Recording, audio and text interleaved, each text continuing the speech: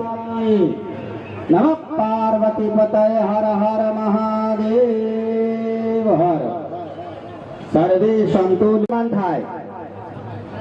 सामे खुर्शीमां संतोना बेसवानी व्यवस्था करेली छे।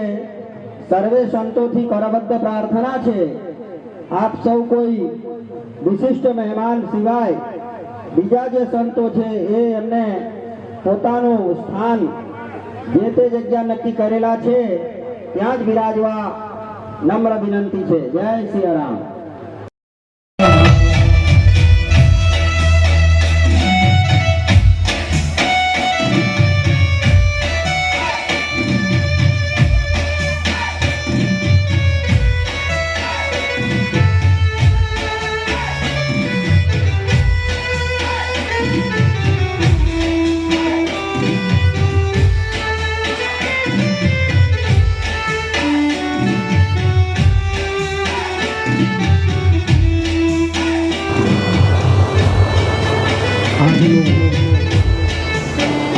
सम्मेलन कर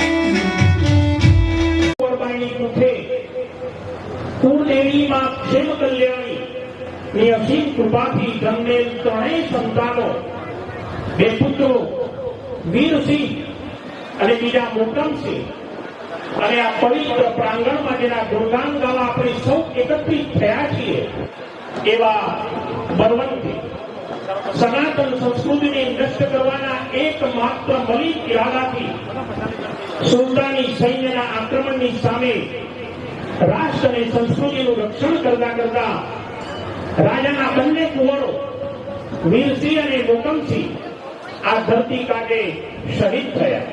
આજે ઉમદા ગામમાં બંને વીરોની પૂજા થાય છે। આ યુદ્ધમાં પોતાના બાહુબળથી અનેક દુશ્મનોના મસ્તક ધડથી અલગ કરતી વીરમાળા બળવંતીની પાછળ સુલતાનનું સૈન્ય પડેલું। ઉમદાની વાવ કિનારે ભરવાડના વેશમાં બેઠેલ કુદેવી માક્ષે કલ્યાણી એટલે કે ખમલાઈ માતા ની નિશાનીએ બળવંતી માતા વાંસના ટોપલા નીચે સંતાયા। શક પડતા સુલતાને ટોપલો ખોલ્યો તો ત્યાં માત્ર ફૂલનો ડગલો જ હતો। માતા ક્ષેમ કલ્યાણીના આશીર્વાદથી કુંવારી સતી માતા બળવંતીના નામ અને દર્શન માત્રથી કલ્યાણ થઈ જાય છે। માત્ર ઉમદા ગામ જ નહીં પરંતુ અન્ય ગામો જેવા કે ઠાકરાસણ, તાવડિયા, સિદ્ધપુર, વસ્તાભાઈ કુંભારનો ગોખ ઉમદા, શંકર ચેહુજીનો ગોખ ઉમદા, આંકલી, સિદ્ધપુર, આ સિવાય માતા બળવંતીની ઉપાસના કરતા ગામો જેમ કે ગણેશપુરા, દાસજ, કરલી, કમાલપુર, સદુથલા, માકણજ, મોદીપુરા, કાનપુર આદિ જે ગામો છે જ્યાં માતા બળવંતીની પૂજા અને એના હરિભક્તો આજે પણ છે।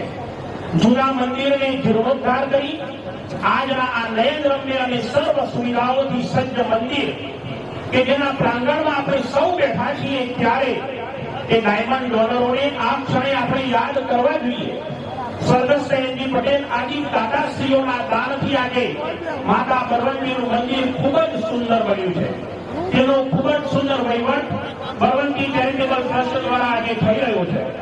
આજના મહાવિષ્ણુયાગ અને આજના વિરાટ સંત સંમેલન અને ધર્મસભાનો સંકલ્પ કરી અને આપણે સૌને માતા બળવંતીના ગુણ ગાવાનો અવસર પ્રાપ્ત કરાવનાર અને આ દિવ્ય સંતોના પાવન ચરણોથી આ ધરતીને પાવન કરવાનો અવસર પ્રદાન કરનાર અને પોતાના સંકલ્પ સિદ્ધિ માટે અખંડ દાખલો કરનાર તથા પ્રસંગને નિભાવવા દાતાશ્રીઓને આહ્વાન કરનાર માતા બળવંતી મંદિરના મહંત શ્રી અમરદાસજી મહારાજ, મોદીજી મહારાજને આવો આપણે સૌ તાળીઓથી વધાવીએ। એમને ખૂબ સુંદર આયોજન દ્વારા આ સર્વે સંતો આ ધરતી ઉપર આપણી ઉમદાની ધરતી ઉપર ઉપસ્થિત થયા છે એમના પ્રતાપે છે, એમના કારણે છે। એટલે એમને પણ આ ક્ષણે આપણે ખૂબ ખૂબ ધન્યવાદ આપવા કહે। આટલા મોટા આયોજનો માતા લક્ષ્મી વગર સંપન્ન થતા હોતા નથી. આ પ્રસંગે ઉપસ્થિત સર્વે દાતાશ્રીઓને પણ હું આવકારું છું.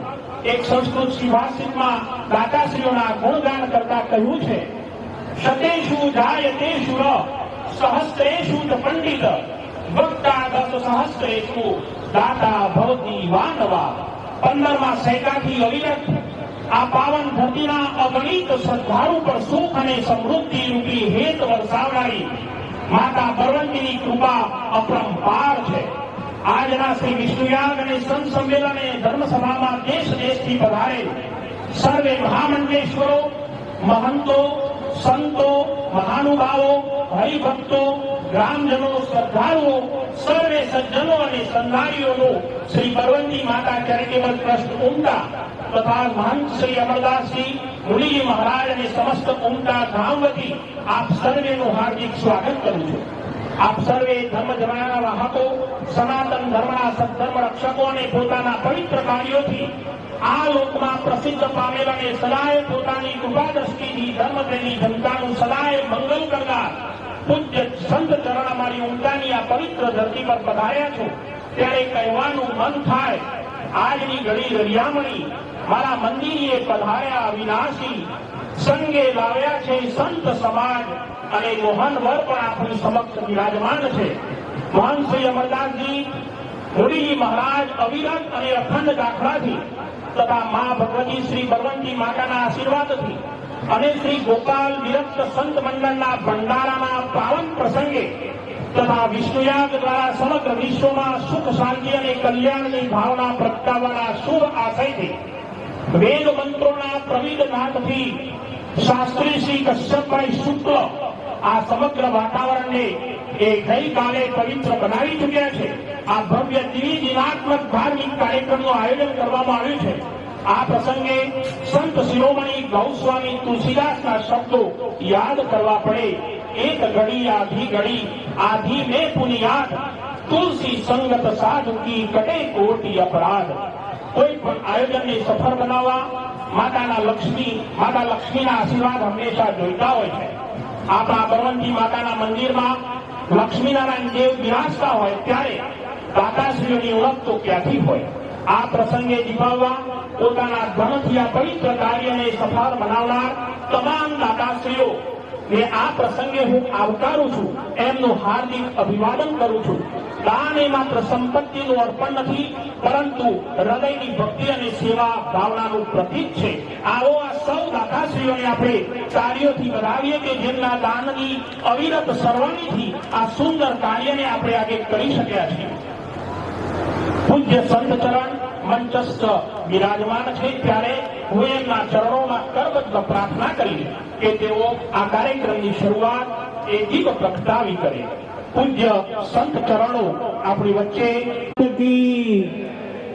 શ્રી લક્ષ્મી નારાયણ દેવ કી શ્રી સ્વસ્તિ ન ઇન્દ્રો વિદ્રસ્રવાઃ સ્વસ્તિ ન પૂષા વિશ્વવેદાઃ સ્વસ્તિ નસ્તારક્ષો અરિષ્ટનેમિ સ્વસ્તિ નો બૃહસ્પતિર્દધાતુ. ચંદ્રમા મનસો જાત ચક્ષુઃ સૂર્યો અજાયત શ્રોતાદ્વાયુશ્ચ પ્રાણશ્ચ મુખાદગ્નિરજાયત. તાલીઓનું ગળગળાટથી આપણે સૌ કોઈને સ્વાગત કરીએ. કોઈ પણ કાર્યની શુભારંભ દીપોત્સવ થી થાય છે.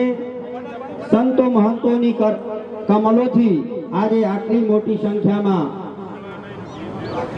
દીપ પ્રાગટ્યથી આજની કાર્યક્રમ શરૂઆત થઈ રહ્યું છે.